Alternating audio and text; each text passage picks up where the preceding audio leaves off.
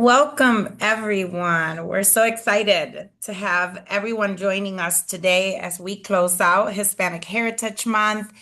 We are so excited that this year, Ibero, as always, we have doubled down on our vision and we're going to continue to live out our mission of uplifting, empowering, and advocating for Latinos across New York State and underserved communities.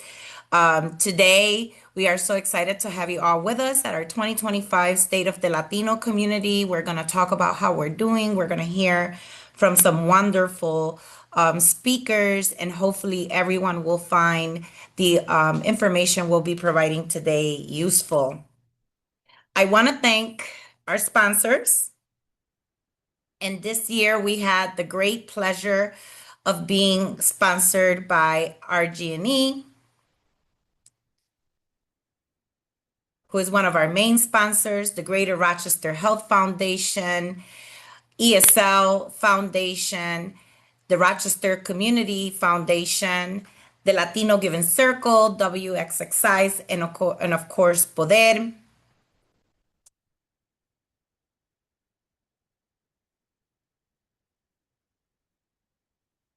Next slide.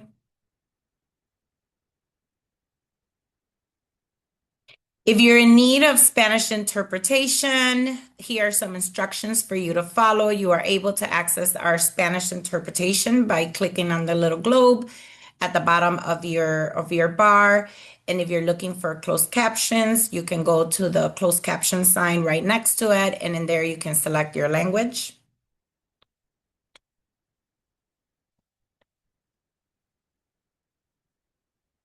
So before we kick it off, I'll formally introduce myself. My name is Angelica Perez Delgado. I get the great pleasure of being the president and CEO of Ibero American Action League. And now I'm going to call on Lieutenant Luis A. Menendez, who is an amazing partner here in our community, is right next door to us here on North Clayton Avenue in our barrio. Who will be giving us the invocation. We are so excited to have the Salvation Army next door to us. And really it has been an amazing asset to our community. So I'll open it up to Pastor Luis to give us an invocation today.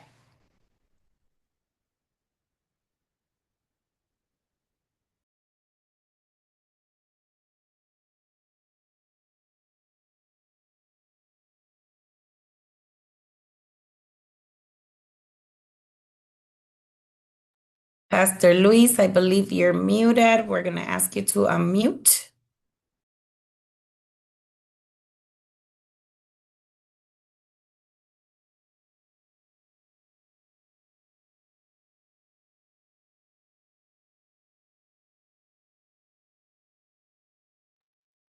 Okay, it may look up. There you go, Pastor Luis. I'm going to start with Micah 6:8. Micah 6:8 say, He has shown you, O mortal, what is good, and what does the Lord require of you, to act justly and love mercy and walk humbly with your God. That's what we're going to do in this afternoon. And I'm very glad to be here. Let's pray. Father, we thank you for you bring us together here this afternoon. As a community, we recognize that you are God of love, of relation, and friendship. Thank you for bringing us here to reflect on our achievement and challenge, and to learn how to resist and transform the reality we face as Latino people. Lord, we ask you to help us to overcome our difference and unite our strengths, efforts, and resources for the common good of our Latino people. Give us the eyes to see as you see, those who live in the uncertainty of don't know what is gonna happen tomorrow. May we look upon them with compassion, serve them with love, and walk with them with the hope you can give. Bless our mind with wisdom, charity, and mercy, especially toward those who have no voice in this table. May everything spoke and decided here today be guided by your justice, your peace, and your love. In Jesus' name, amen. Thank you so much, Lieutenant Pastor Luis. Like I said, we are so grateful to our partners at the Salvation Army and all the amazing work they are doing here in our community. Thank you.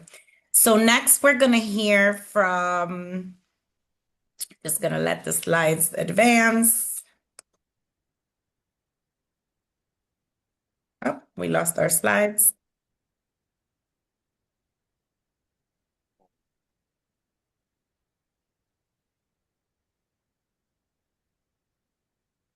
Jessica, I think we've lost our slides.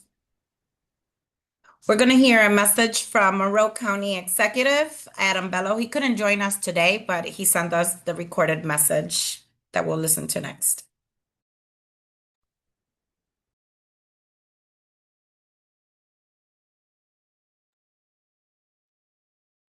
Hello, everyone. I'm Monroe County Executive Adam Bello. Thank you, Angie Perez Delgado, and your entire team at Ibero American Action League for gathering this extraordinary group of people to discuss the opportunities and challenges facing the Latino community. In this tumultuous time, it is important to remember the strength of Monroe County's Latino community and celebrate the incredible dedication of those who advocate for this community. Today, we're recognizing Gerald Archibald, Coach Larry Morales, and Beverly Hill. Each of these individuals have demonstrated an unwavering commitment to supporting the Latino community, and I want to thank them for their work. And thank you to Ibero and our other community partners for your service and advocacy.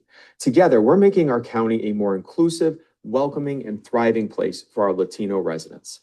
That means making real investments in the issues that matter most, from improving access to quality healthcare to ensuring safe, affordable housing, that every Latino family has the opportunity to live healthy and stable lives. In my administration, I am proud to have two Latinas leading these efforts, our Commissioner of the Department of Human Services, Thalia Wright, and Commissioner of the Department of Public Health, Dr. Maria Elena Velez de Brown. Their leadership is helping to make a real difference, breaking down barriers, lifting up voices, and ensuring that the needs of the Latino families are front and center in our county's work. Monroe County is home to the second largest Hispanic population in New York State. With more than 72,000 Latino residents, we understand that this community grows, so must our support for it. We are also embracing this diversity with our minority and women-owned business certification program, ensuring everyone has the chance to succeed. Since its launch in 2023, 75 Hispanic-owned businesses have been certified. Thanks to this program, these businesses now have an equal playing field to bid and win government contracts.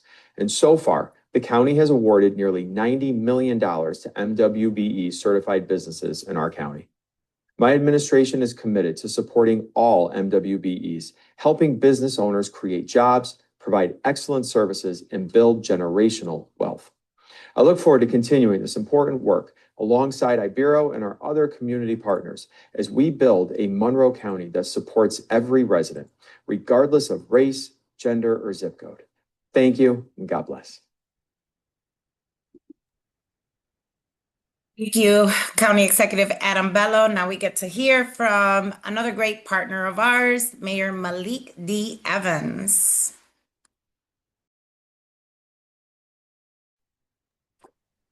Thank you, and good morning, everyone. Or actually, afternoon, and happy Hispanic Heritage Month. I can't believe it is the last day today already, and we've had a great celebration this past month. But of course, some of our most powerful contributions have come under the leadership of Ibero American Action League, which has been Rochester's leading voice for the Latino civil rights and advocacy for more than 50 years. So I want to thank you all for supporting Ibero with your attendance today. I also want to thank the County Executive Bello, who you just heard from, and welcome today's keynote speakers and my fellow mayors and public servants from upstate municipalities who are joining us. And congratulations to today's award winners. Thank you for your commitment to serving others. I'm glad to see this event reflects the unity of Ibero's broad upstate New York service area. Unity is becoming increasingly important, and it's becoming an increasingly important theme for the Latino population and its allies. And I am here to tell you that the city of Rochester is more committed than ever to being a source of that unity.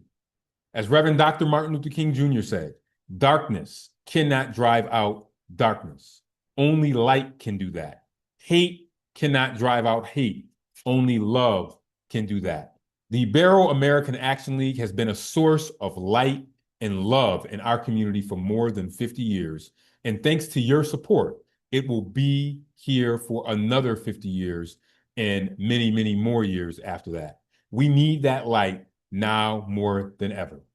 So I was told to be brief, so I will follow my directions. And again, just thank you all for being here once again, and enjoy the rest of this very, very important gathering. Thank you. Thank you, Mayor. This will go down in history. I know you're the son of a preacher. And we always love hearing from you. Thank you for your great partnership. And as we like to say, here in Rochester, we're rock solid. That's right. With the city of Rochester, we're rock solid in defending our sanctuary laws and all the great and amazing work that we have done in this community together. So thank you for being here today. Thank you, Mayor. Andy. So up next, we have our friends from the city of Albany. As many of you guys know, we've been doing some great work in partnership with the county and many other players in Albany County. And today we have Cameron, who's joining us, who is the Director of Policy and Intergovernmental Affairs for the city of Albany, to share some thoughts with us. Hi, everyone, and thank you for having me here.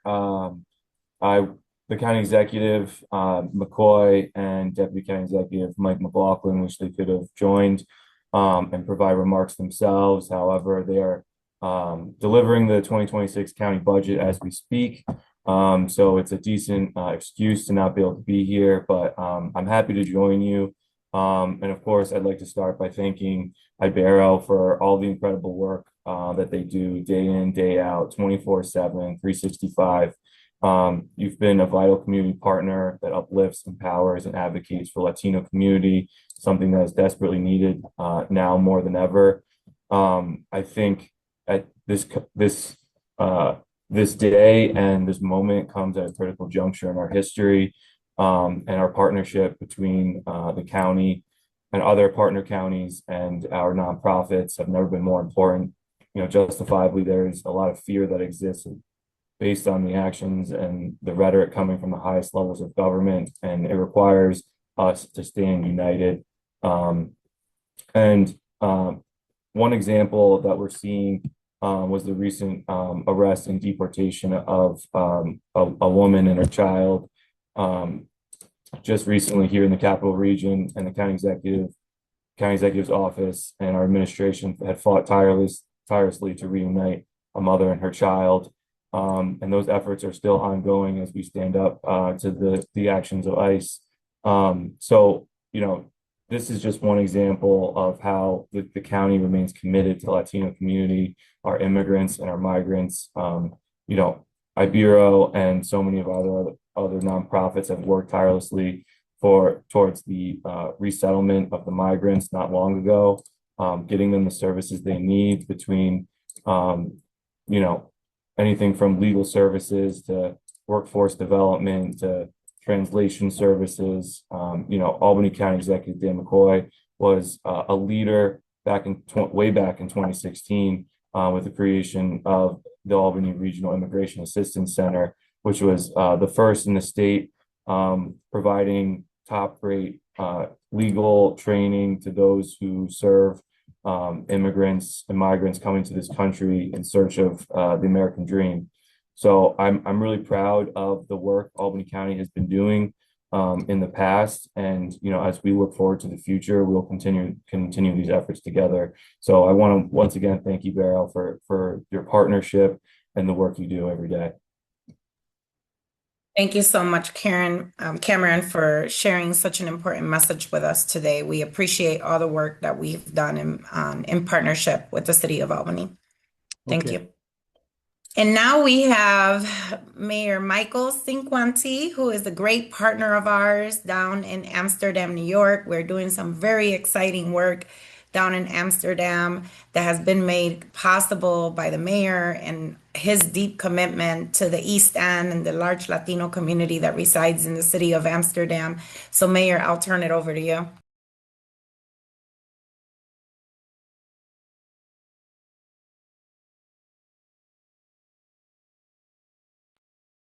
I think we're trying to figure out how to promote the mayor.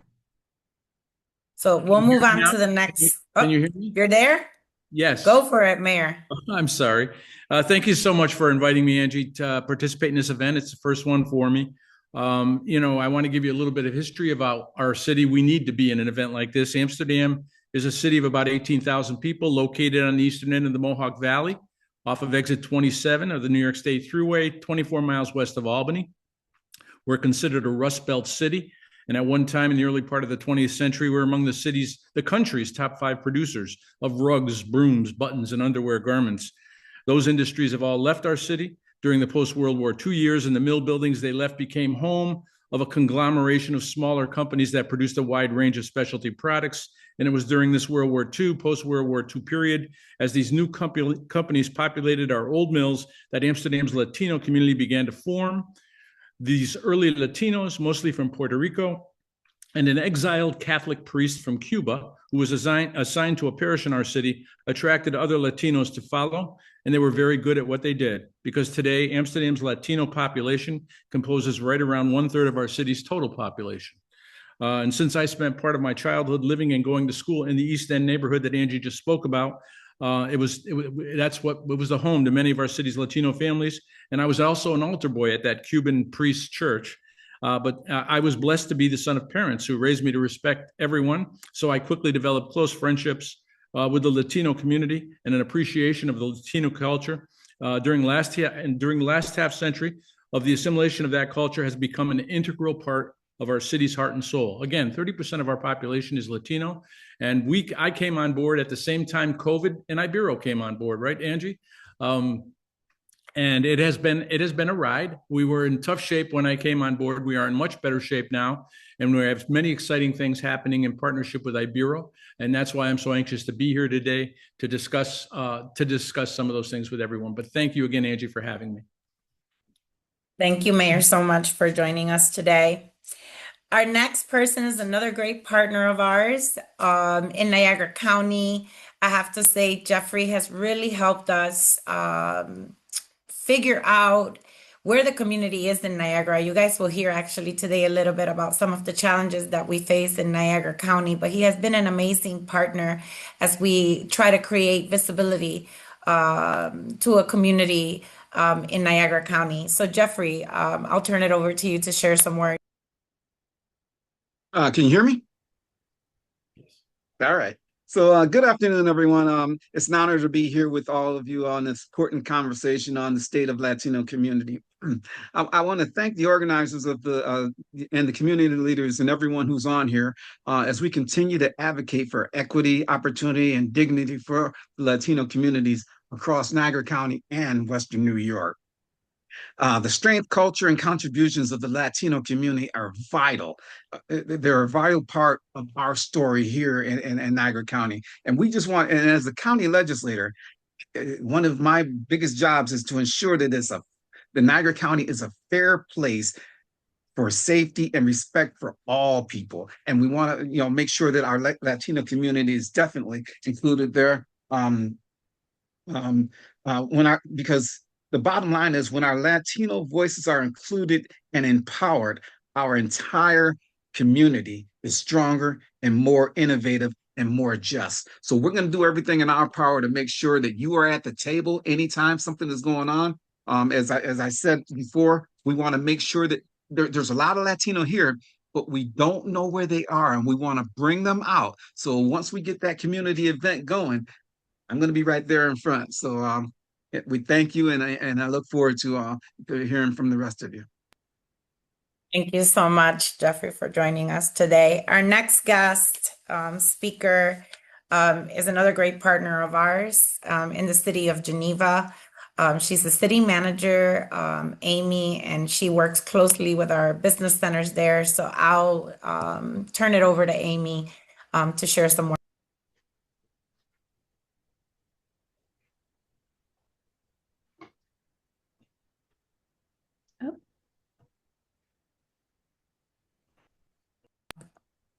We can hear you, Amy.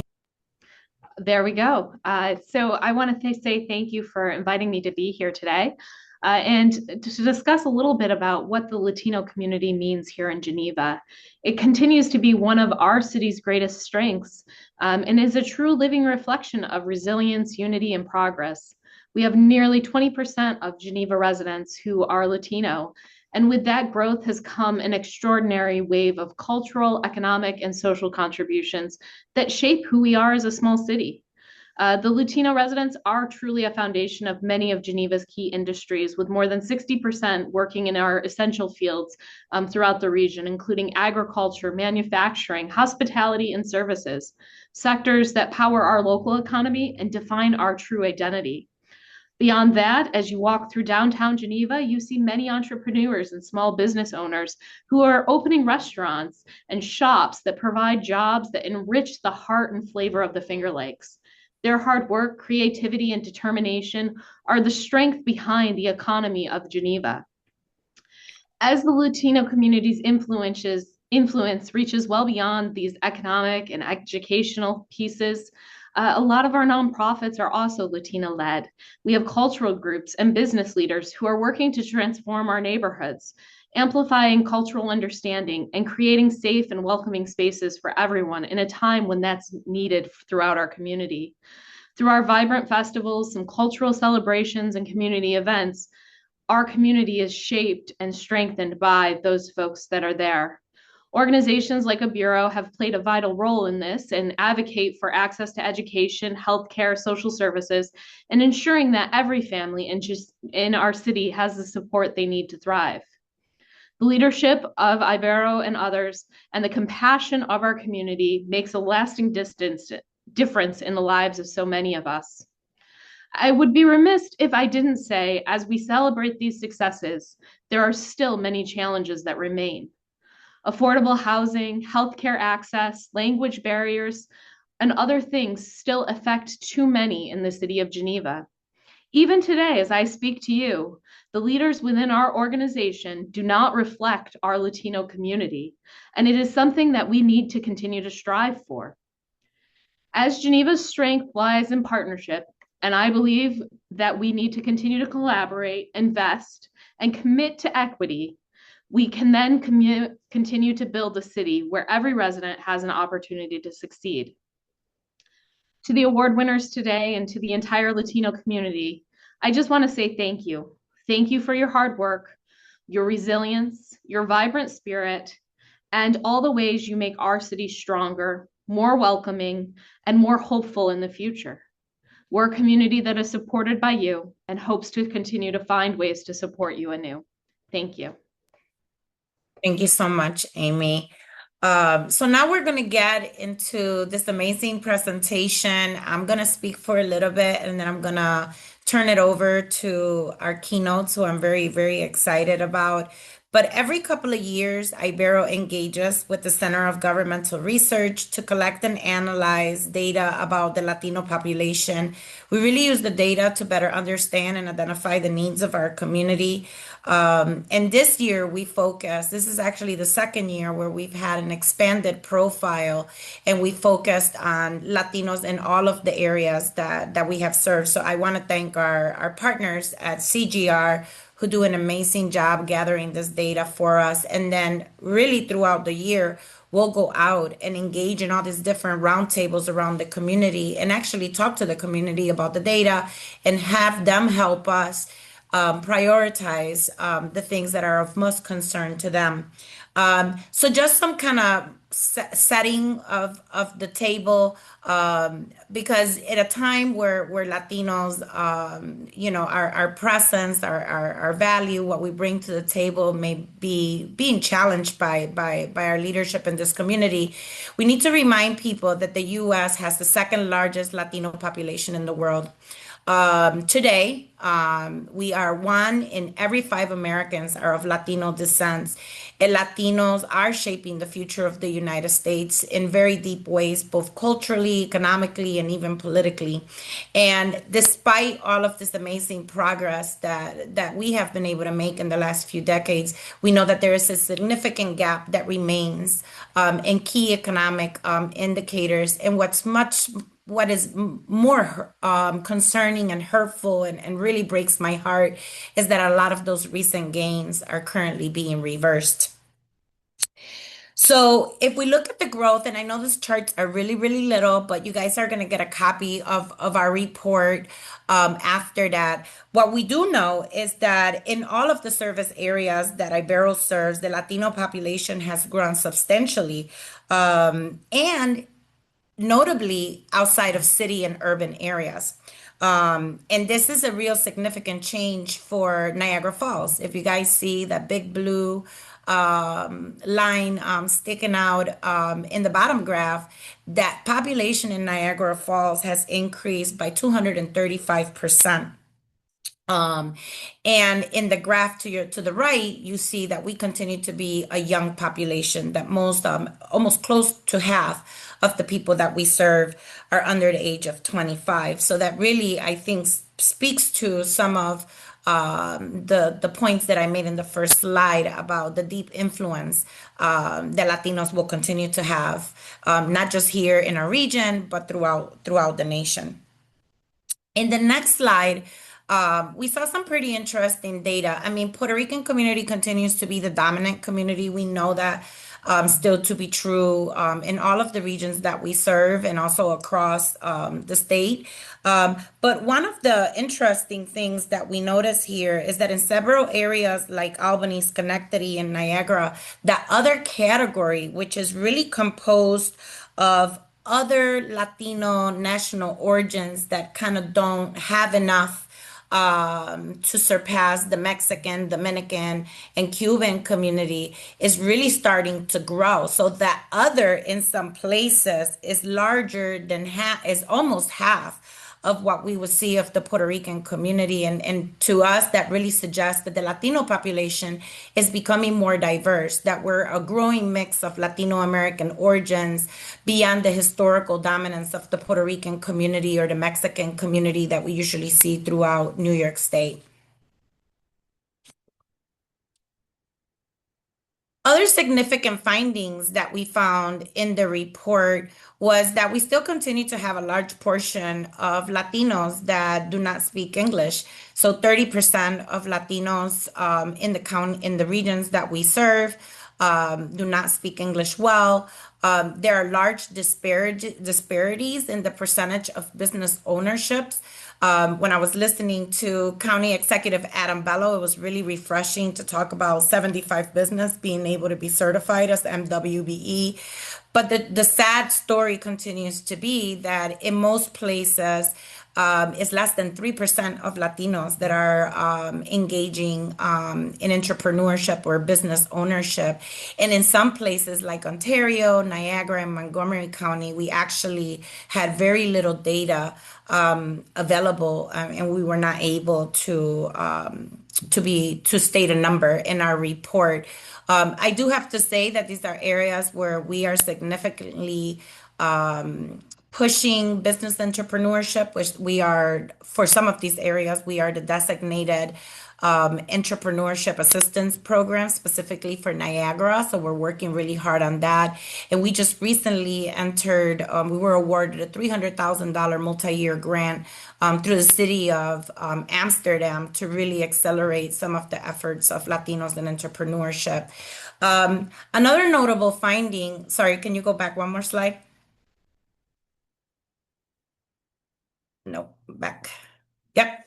Another notable finding that was really concerning to us was that in both Montgomery and Rensselaer County, the mortality rate for Latinos was 13 deaths per 1,000, which is double the New York State average, and something that we usually do not see within the Latino community. Unfortunately, this is something that our African American brothers and sisters are always of concern. And one of the other notable things is that in Montgomery County, this was a similar rate, not just for Latinos, but for white and Caucasian individuals. So there's obviously some real concerns around healthcare and mortality rate that we've been engaging with our community and listening to.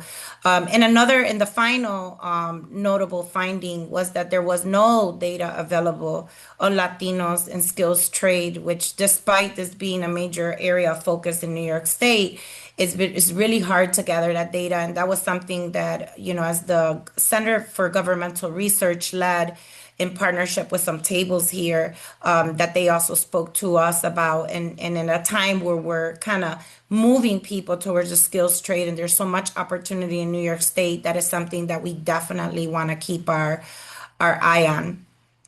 So the last thing that I want to highlight is, Ibero led 2 of the 5 counties that were leading the migrant relocation program through the Office of Temporary Assistance and Disability through New York State. This was a pilot program funded by the governor's office, where we helped decompress some of New York City by relocating migrants to upstate New York. We're very proud to have led those relocations, despite, I think, some of the initial challenges in the program and some of the bad press that the program received as the political climate was beginning to change on us. We find that we were very successful both in Monroe County and Albany County. Ibero relocated a total of 697 adults, and with those adults came 663 children. We did that over an 18-month period. And one of the things that we're very proud about is that over 81% of all of the families that came through MRAP and graduated successfully and were able to achieve self-sufficiency. About 62% of those participants were able to secure employment, and those that didn't, just didn't because they didn't have their work authorization papers, or there were other issues that got in their way. So we're really proud of this program. And although I'm not going to cover the entire report, I did want to highlight those things that stuck out for us, and that will be shared with you. But what I really want to do before I turn you over to Frankie and to Sophia, who are going to speak about this work at the state and the national level, what I really want to do is call our partners into action. And I'm going to ask you to do a couple of things. I'm going to ask you to assess the data to understand the needs of the Latino community within your sphere of influence. I'm also going to ask that we, as part of our strategy, as part of our program design, as part of the actions that we're taking in community, that we're working really hard to close the gaps that are within our areas of control by making sure that Latinos are included. So I just spoke of a couple of areas where we couldn't really get data about Latinos, right? Skills trades, business ownership. Those are areas that a lot of you guys have a direct lever and are able to influence and make sure that Latinos are being included. And another thing that we're asking you guys to do is to track that progress, track that data, track the trends, so that we can build a strong strategy and really ensure that we're advancing social progress for Latinos across across New York State. You can do that by looking at our report, and right now you have a QR code, and this will be emailed to you. And there you will see the expanded Latino community profile that details all the demographics and socioeconomic trends that we asked CGR to track for us for 2025. And in addition, we have a QR code to our annual report, which really talks about the amazing work that Ibero is leading in our community. When you think about Ibero, we do many things, and it's usually because we're standing in a gap that we're trying to address access. We're trying to address usually language access for the population that we serve, and those are things that every one of you guys that work in a nonprofit can help to bring forward and build more equitable programming. So I know I went really fast and shared some points, but I don't want to take away from our speakers. And obviously, we'll talk more later about ways to support Ibero. Right now, we have Frankie, who is in the audience. So I do want to share some words about Frankie here before I turn it over to him. For those of you guys who don't know Frankie Miranda, he is the president and CEO of the Hispanic Federation. Frankie is the first openly gay president and CEO of Hispanic Federation, who is the nation's premier Latino nonprofit membership organization, one that Ibero is very, very proud to be a part of. He also assumed this leadership right before COVID. I think there's a whole bunch of COVID CEOs that came on board during that time, just in December 2019, just months before COVID was declared a national emergency. Under his guidance, the Hispanic Federation not only has expanded programming, but they distributed over $33 million of COVID-related grants to more than 500 nonprofits, Latino nonprofits across 41 states, including Puerto Rico and the District of Columbia. Since joining the Hispanic Federation, Frankie has played a key role in making organizations like ours strong and including his. I have to say, I adore Frankie. He is so courageous, so non-apologetic for us, and he is always going to the mat for his community and for our agency. Frankie has been an incredible partner to Ibero. I never forget giving him an emergency call as I was vacationing in Puerto Rico, really stressing about the future of Ibero and how we were going to move forward as we were going through some difficult transitions. And as I was doing laundry in Luquillo at the laundromat, Frankie gave me a call and really encouraged me and said, I'm here to help you figure it out. Hispanic Federation was the first funder to give Ibero money during COVID within 24 hours. They were the first funder to give us money to support the migrant relocations when the buses started showing up in Rochester, New York. And not only did they give us money, but he sent his staff here to come and experience what we were experiencing and support us. And he was they also funded our operational need at the time when we were in crisis and trying to figure out our way. And today, actually, Hispanic Federation has funded Poder 97.1, which is our radio station, $75,000 to provide the largest campaign on mental health, Latino mental health, that Poder has ever done. So when I say that Frankie is a partner, Frankie is a partner in more than words, but in actions, in the way that he supports Ibero and the community that Ibero serves. So without further ado, I'm going to turn it over to Frankie so he can share with us his thoughts and words. Thank you so much, Angelica.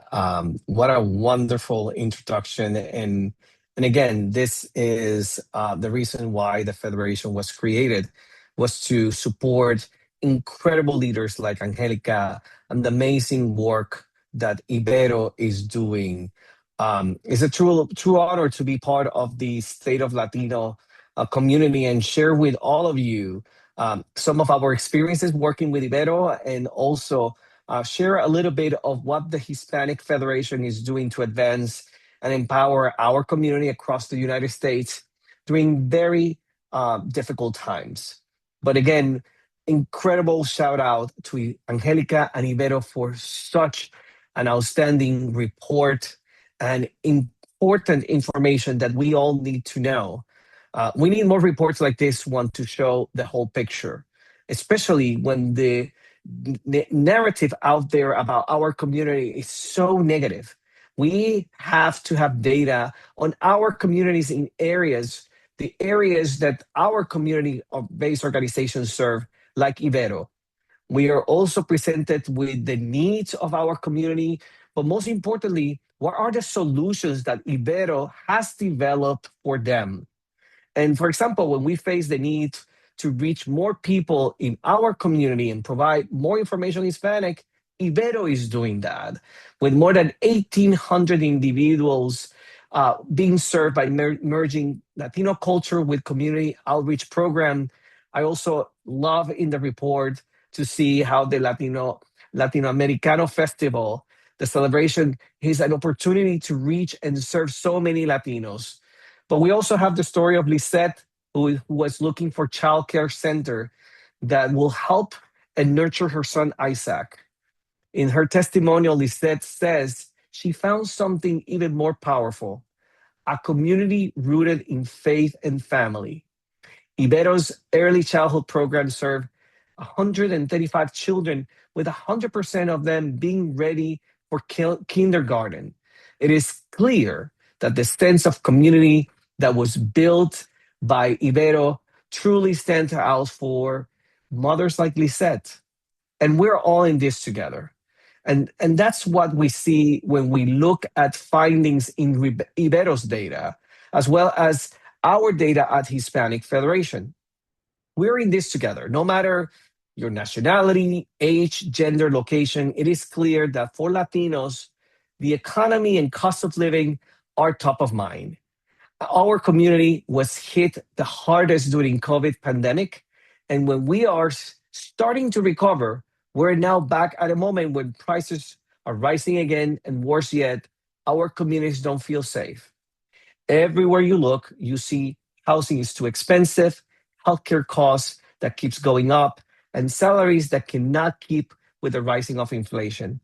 And on top of that, we have a federal government that is currently shut down, that is prioritizing culture wars and attacking our democracy over lowering the cost and making it easier for every Americans to get ahead. You can see that clearly in the data. Since last year, Latinos have been vocal about the economy, jobs, and affordability as being the top issues for them. We did a national poll of Latino voters in August and October, and those were the results. We recently did a poll of Latino voters in New York City, and cost of living and affordability also shows up as the #1 issue. And since the onset of the pandemic, we have worked to meet the moment and soften the impact as much as possible. That is why from 2020 to 2022, we have granted over $32 million in funding to keep more than 500 organizations, including Ibero, to keep open their doors and continue offering services needed during that time. As you can see in the numbers, our relief fund supported diverse programs, including arts and culture, financial assistance, and healthcare program. The relief fund had a real impact, with more than 5.5 million Latinos receiving services ranging from vaccination, food security, to digital skilling and assistance to farm workers. And also, 8,000 individuals who completed skilled trainings and over 1,700 people who participated in secure higher pay. I am proud that we are also able to help this part of the state of New York. And since 2021, we have invested millions of dollars in initiatives, thanks in great part to Governor Hochul, such as COVID vaccine vaccination and case management, immigration rapid response, workforce development, cash assistance, and capacity building for organizations like Ibero doing extraordinary work. And we could have not done that without many organizations, our network of direct service providers leading Ibero the charge, who are on the ground every single day working for our communities and ensuring the needs are met, and most importantly, showing stakeholders that complex data proves the actual impacts and importance of all our work. Angelica already mentioned the reality of our growth in the United States. Latinos contribute $4 trillion to the US economy, a figure that will rank as the 5th largest economy in the world. And our community is driving growth in the labor market, and it's our immigrant community who is also keeping programs such as Social Security, Medicare alive, even if they do not qualify for them. The second largest community, 68 million, and we're the second largest voting bloc with more than 36 million Latinos eligible to vote. That is why all these attacks against our community are also an attack on the well-being of our country that we call home. Instead of driving people into the shadows, we need a government that supports our community. Immigrants are an essential strength to the future of this country. And we know that these immigrant communities pay $96.7 billion in federal and state taxes and local taxes. And while the challenges are real, I have hope. Better yet, you, everyone in this virtual room, give me hope. The power of our community, our resilience, our ability to mobilize are strengths that no rhetoric can diminish. We come from different places, cheer for different football teams, argue about music genres, and debate the best way to cook a plátano. But when it comes time to stand together for our people, we are united and unstoppable. And while today is the end of Hispanic Heritage Month and is an opportunity to feel joy and talk about the collective progress that we have done together, we also acknowledge that once again, we're living in uncertain times. Despite the essential work that we do to strengthen our nation, our efforts and the values we share in this virtual room are being tested. Sadly, we have descended into politics of bullying, cruelty, where divisions and demonizations of immigrants, LGBTQ individuals, and others is not only normalized, but is being used as a pretext to justify major policy decisions. We're seeing how the pursuit of civil rights and diversity, equity, and inclusion has been turned into an accusation. Acknowledging our nation's diversity and pursuing greater equity and inclusion is not anything any of us needs to feel other than tremendous pride about. It is about making sure that we give talented people from every community in our diverse country greater access and opportunities to excel, because the pursuit of merit without opportunity is nothing but an empty promise. And given the state of things in our nation, some people have asked me how the Federation is going to change its work, mission, and support to organizations like Ibero. And to address this, I decided to pose this question to myself first and answer it based on my own reality. Will it be fair to contemplate or even possible for me to change who I am? And the answer is clear.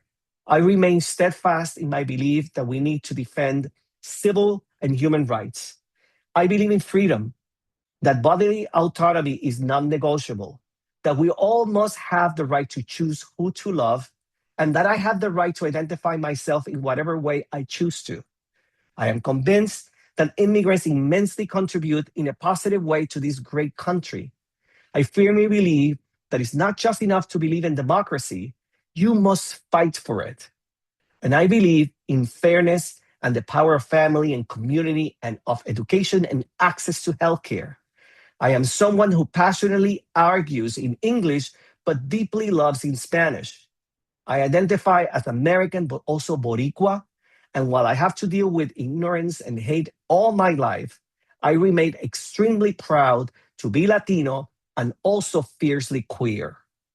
It is clear that I couldn't possibly change any of those aspects that make me who I am.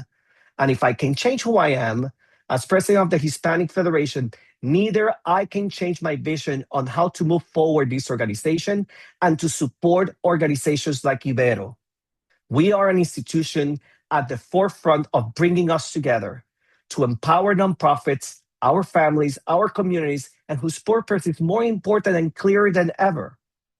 But your part is also incredibly important. The work of Ibero is important, and we need to double down on our support to Ibero, protecting Ibero. So please read their emails, volunteer in their activities until exhaustion, donate to Ibero until it hurts, and please register and get out the vote. We have overcome uncertain times before, and we will overcome this challenge together. And once again, we will be on the right side of history. That's our legacy. We are America. America is us. Ibero is America. Gracias. Wow, Frankie, that was beautiful. Thank you so much for the beautiful words of encouragement. And like you said, we're gonna continue to double down here in Ibero. We're gonna we have a slogan that we say in our community. We're gonna continue to stand rock solid. This is where we stand, and we'll continue to fight for our families. Thank you so much, Frankie, for those encouraging words. And now I am going to introduce Sophia. Sophia is an accomplished statewide director of Latino Affairs for for our governor, Kathy Hochul, a role which she has demonstrated unwavering dedication in advancing interest and the well-being of Latinos communities across New York State. She has a very impressive career. And Sophia has made significant contributions to a lot of different New York State initiatives, earning her this very distinguished title that I know she takes a lot of pride in.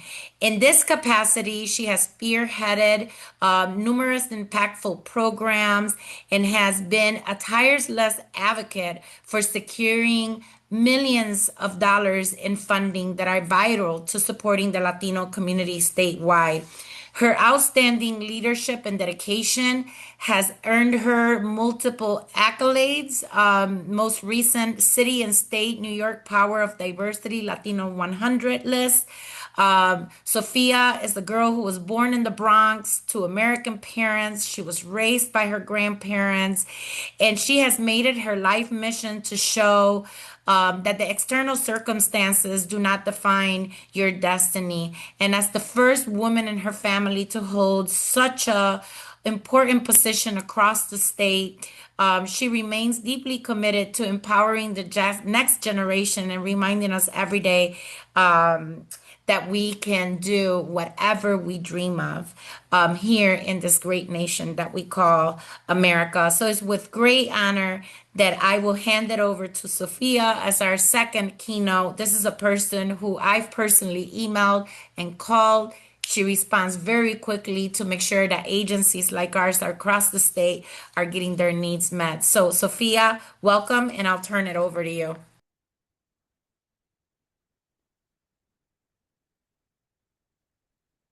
Good afternoon, everyone. Could you see me, Angelica? Because I don't see myself. No, your camera's off. I'm so But that's sorry. okay. We got your beautiful face there for everyone to see.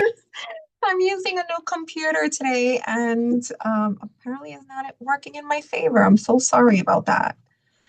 But yes, anyways, I'm so sorry.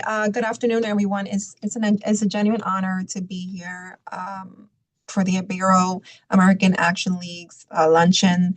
Thank you so much, Angelica, for your leadership and for the critical work that you do for Ibero. And I had the pleasure of meeting Angelica last year at the Somos conference, where you joined the governor at a special luncheon at her mansion, and it's my honor to have you folks like you, Angelica, who are working fearlessly in our communities, particularly in Upstate New York, to stabilize and uplift our families. I also just want to give a special shout out to my friend Frankie. Thank you so much for your partnership, and I will always say this: we are stronger together in the work that we do.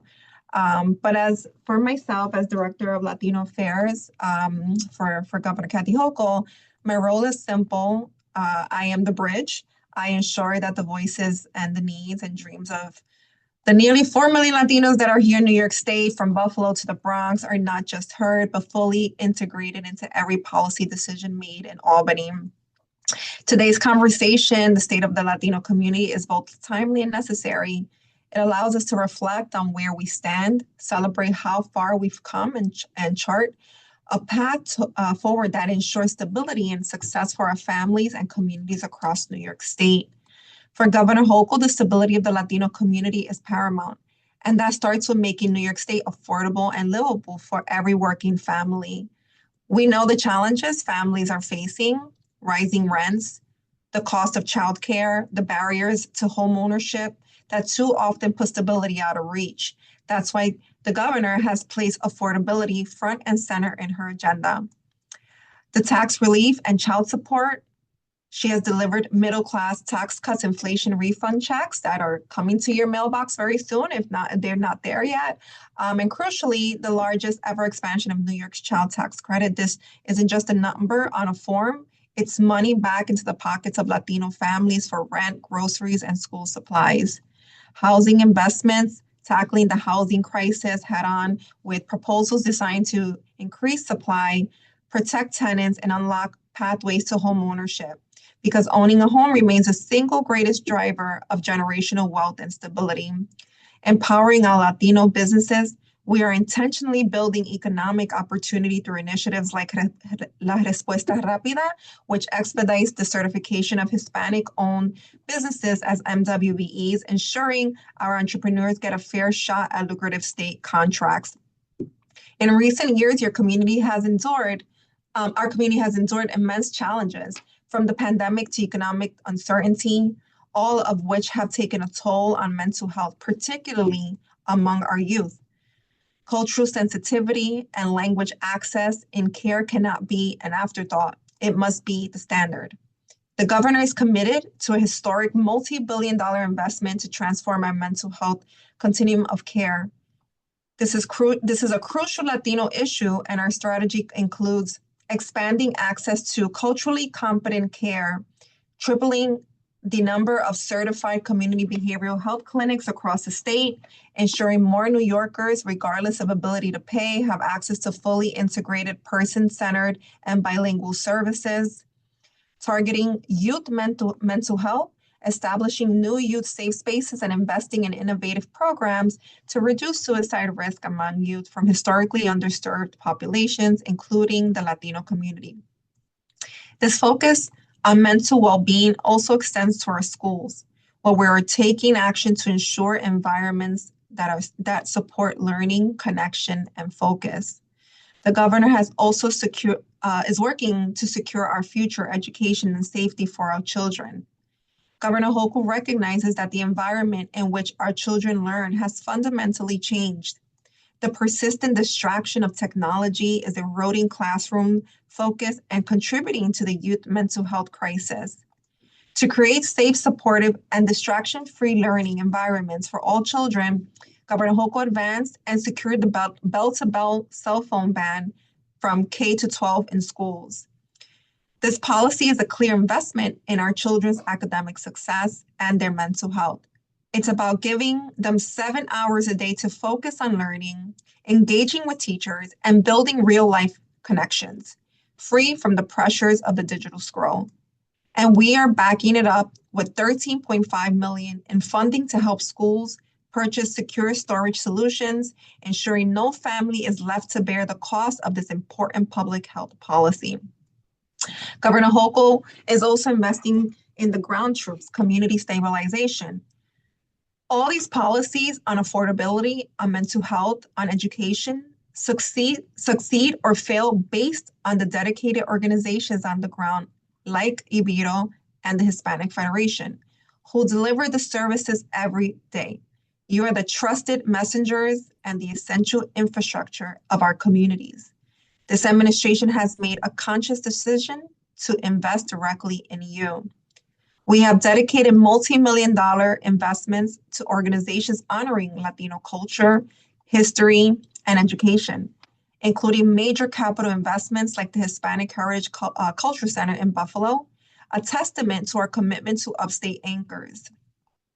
We are continuing to invest in organizations like the Hispanic Federation and Ibero, who are doing the direct, life-changing work on the ground. Whether it's the $11 million investment in state investments for economic development, education, or language access, our commitment is clear. We trust our community partners.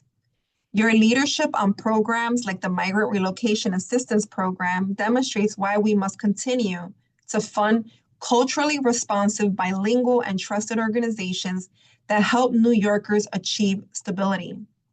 As we look ahead, my focus within Governor Hochul's administration is to deepen and institutionalize Latino representation in every corner of state government. Continuing to elevate Latino perspectives in cabinet level and policy decisions, ensuring that when decisions are made about housing, health, education, or business, Latino voices are not an afterthought, but a driving force. Hosting regional Latino roundtables across the state from Rochester to Long Island to bring government closer to the people and ensuring state programs reach every Latino family, regardless of zip code. We want to continue investing in leadership development, partnering with community-based organizations to identify and mentor the next generation of Latino public servants, because representation in government is not just symbolic, it's strategic. We want to continue strengthening our partnerships, working hand in hand with organizations like Ibero and the Hispanic Federation to build sustainable collaborations that reflect the diversity of our strength of our community. My commitment is to ensure that the nearly 4 million Latinos who call New York home continue to have a seat at every table where decisions are made, and that our community's influence is felt not just during Hispanic Heritage Month, but 365 days a year. The state of the Latino community is strong, resilient, and growing, but we know it faces challenges that are real and systematic. My role and the commitment of Governor Hochul is to ensure that our state government is an active ally in overcoming these challenges. And we do this by focusing on affordability, economic mobility, accessible and culturally competent mental health care, and safe, focused futures for our children. We are not talking about these issues. We are investing real dollars, changing real laws, and partnering with real leaders like Angelica and Frankie and all our state partners throughout New York State to deliver real results. Thank you again, and let's continue to work together to make the next State of the Latino Community conversation one of unprecedented success. Thank you, Angelica, for having me. I'm so honored to be here again, and this is a great way to end Hispanic Heritage Month. Gracias. Thank you. Thank you so much, Sophia, for that beautiful message. And thank Governor Hochul on behalf of Ibero and our community. I think I'm really proud to be part of New York State during these times and feel, regardless of some of the challenges that we're facing, that we have great partners in government that are going to fight this fight with us. So thank you.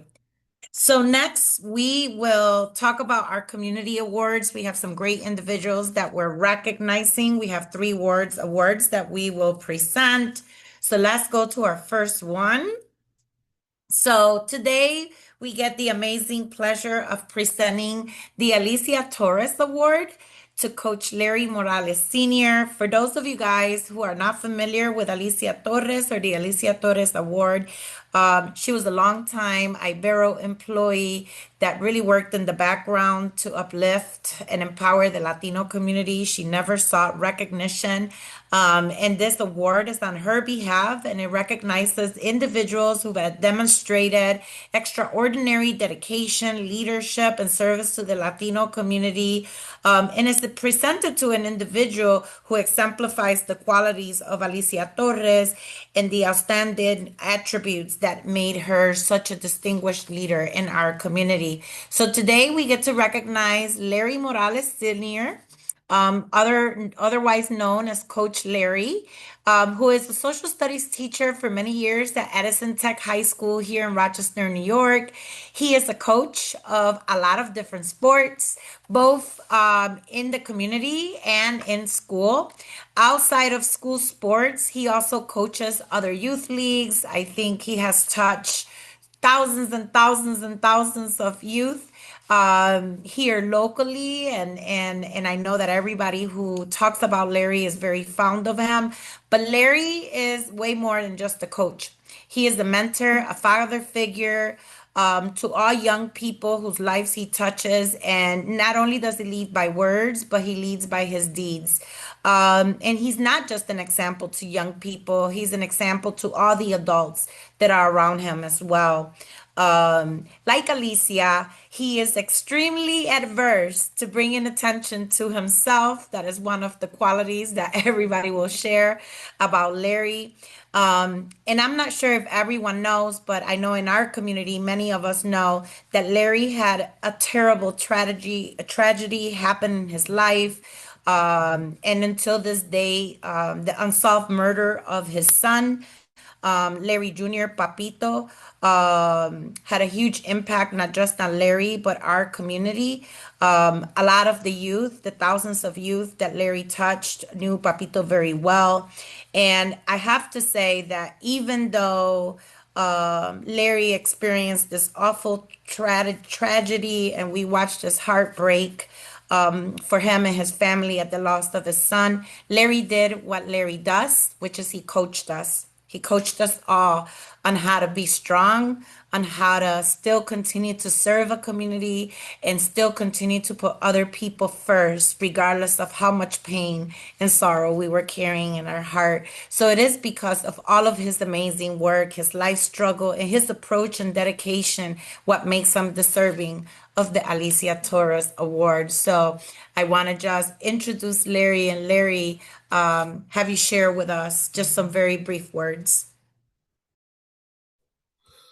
Ooh, thank you very much.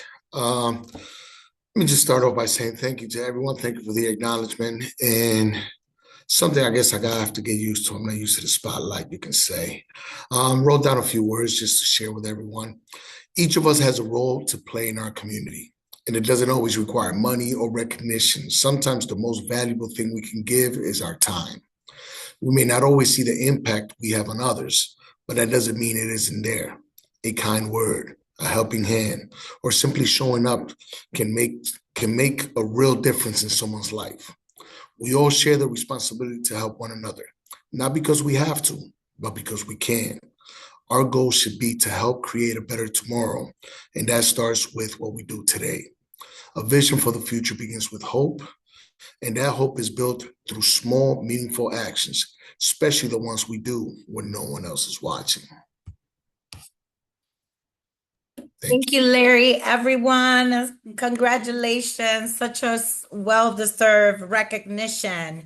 So now we're going to go to the next award that I get to honor, the Unsung Hero Award. And the Unsung Hero Award is awarded to individuals who have worked tirelessly on behalf of Ibero American Action League and had made invaluable contributions that often go unnoticed but are a profound impact on our institution. So I get the great pleasure of awarding Gerald Archibald, who is his official name, but I call him Jerry. And I have to say, there are no words that can truly capture the impact that Jerry has had on Ibero and all of us who serve this beautiful mission. He has been one of my greatest mentors, my closest ally, and I can say without hesitation that I would have been completely lost without him this past 7 years here at Ibero. I am truly a better CEO because of him, and Ibero is a stronger organization because of him. He stood beside us, in front of us, next to us during the toughest battles that we faced in the last 4 years. And he helped us thrive as an organization at a time when a lot of our futures seem hopeless. He helped me build the strongest finance team that Ibero has probably ever seen. He has invested his heart, his resources, and his relentless commitment to his institution. But beyond Ibero, Jerry has shaped our sector for decades, leading the way in Medicaid and many other state reforms, and ensuring that our region was always ahead of all of the changes that were occurring. From his decades as a CPA and at Banadillo, there are not many nonprofits here regionally that have not been touched deeply and shaped by Jerry. Jerry has never sought recognition, but he deserves it more than anyone. He's truly an Ibero unsung hero, and I wanted to make sure that today people heard how much he's contributed to our institution.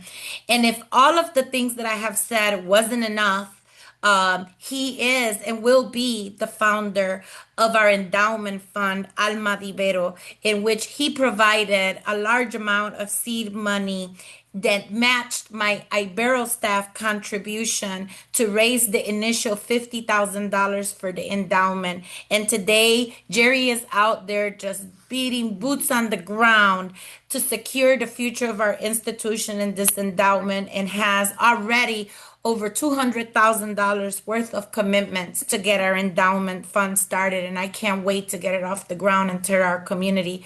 So it is with great honor that I introduce my partner, my friend, my mentor, Jerry Archibald, as this year's Ibero Unsung Hero. So Jerry, I will turn it over to you. Thank you very much, Angie. You can hear me all right? I hope. Yes, we Okay. So first thing I wanted to say is that first of all, my mother, if she was still alive, would have loved to have heard your compliments and your introduction of me. And I always think of my mother and my father whenever someone gives positive recognition and comments to me. So that's a compliment to them, and what I do in my life now at 73 years old. I want to give back because I get far more satisfaction out of giving back. When I decided to become your volunteer CFO a year ago, March, there were a lot of people that said I was crazy, but it has turned out to be a very, very rewarding experience for me. Secondly, I'd like to say that Frankie and Sophia, their commentary was very moving to me. I have often said that there is only one race on Earth, that is the human race. I'd like to think that everybody in this world could be colorblind when it comes to race and racial issues. And I've tried to live my life that way ever since my father got involved in the mid-60s after the turmoil that occurred in Rochester and other cities in this state, or around the country, actually. Ibero is a gem. We are trying to make it something other than a diamond in the rough. And I do believe that our solicitations for the Heart of Ibero and Soul of Ibero funds will secure the long-term sustainability and viability of Ibero's programs and services. But I'll close by saying that I have gotten far more benefit and satisfaction out of these last 18 months, 4 years, 7 years, 20 years that I've been involved with Ibero than I've given in terms of time and commitment. And I'm very, very pleased to have received this award, accepted it, and been very, very pleased and complimented by many other folks for getting a recognition that, as Angie says, I normally don't seek out recognition, but this one was very heartwarming to me and appreciate it very much. Thank you. Well, thank you, Jerry. Everybody, a virtual clap for Jerry and all the amazing work he's doing here at Ibero and across the state. So our next awardee is another person who is near and dear to my heart, Beverly Hill. Every year I get to pick an employee and I get to honor them with the President's Award. But I have to tell you a little bit about Beverly. So Beverly joined the Ibero family officially in 2012.